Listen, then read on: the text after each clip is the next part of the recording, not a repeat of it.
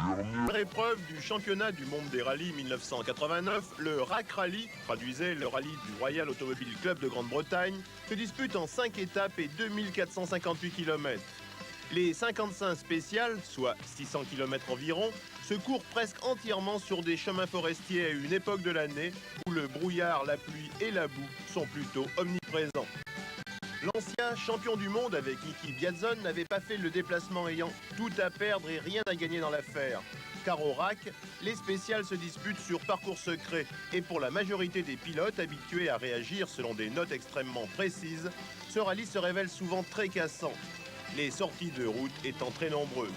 Aussi, les marques japonaises allaient donc se retrouver entre elles, à savoir seulement qui de Toyota, Mitsubishi ou Mazda allait l'emporter.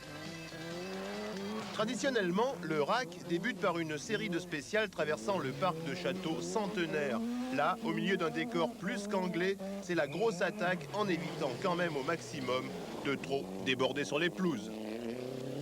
Alain Oreille absent, le groupe N allait donc se jouer entre Eklund, ici sur Lancia, Trell et Demevius, trois hommes bien décidés à faire oublier leur déconvenus face à la Renault 5 GT Turbo, championne du monde. La surprise va venir dans cette 38e édition de Pentti Arikala, le plus british des pilotes finlandais qui conduit pour la première fois cette année la Mitsubishi VR4 officielle. En tout cas, dès le départ, Toyota va frapper très fort, plaçant à l'issue de la première étape 4 autos aux 4 premières places avec Kankkunen comme leader.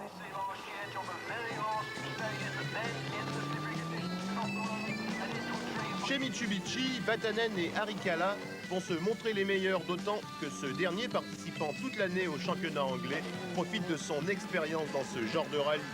Alors que chez Mazda, Salonen et Carlson sont toujours en retrait, leurs 1800 cm3 se révélant quelque peu juste en puissance. Eklund, sur sa Lancia Gruppa, naviguera dans les 10 premiers avant d'être retardé un peu plus loin par divers ennuis mécaniques.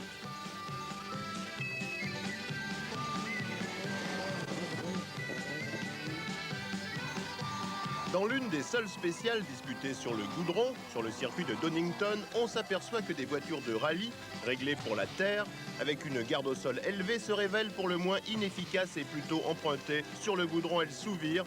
Le spectacle n'est pas très beau.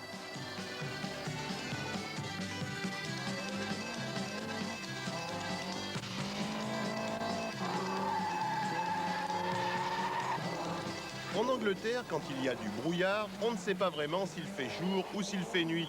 Et ici, dans la forêt de Sherwood, celle de Robin des Bois, dans la région de Nottingham, la ville du shérif bien connu, les Toyota vont continuer à se montrer en verve. Kankkunen, Ericsson et Sens se disputant les spéciales.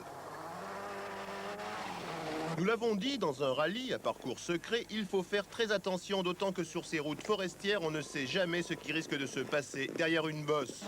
Aussi, pour aller vite au RAC, il faut un grand talent d'improvisation, des qualités bien sûres dont ne manquent pas les pilotes nordiques. Car attaquer à ce niveau de compétition sur des chemins très glissants pendant 5 jours d'affilée sans faire de faute demande beaucoup de concentration, du talent et un peu de chance. Des qualités réunies cette année, entre autres, chez Pentti Arikala, le pilote de la Mitsubishi Galant VR4 numéro 19, qui au fil des spéciales va se rapprocher de la Toyota de tête, Sens et Kankkunen se disputant eux la première place.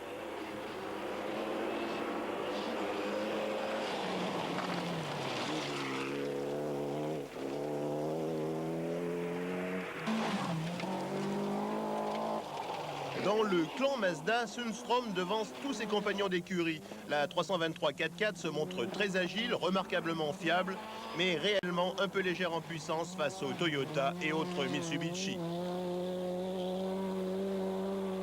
En revanche, dans le clan des deux roues motrices, McRae et Wilson, grands spécialistes du RAC, vont faire pour le mieux sur leur Vauxhall, version anglaise des Opel GSI.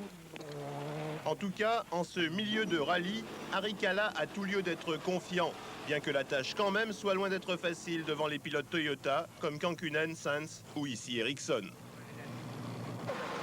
Vatanen, le leader Mitsubishi, va connaître des ennuis mécaniques, une sortie de route, bref, il est relégué au deuxième plan, une situation d'ailleurs qui ne semble pas le réjouir particulièrement.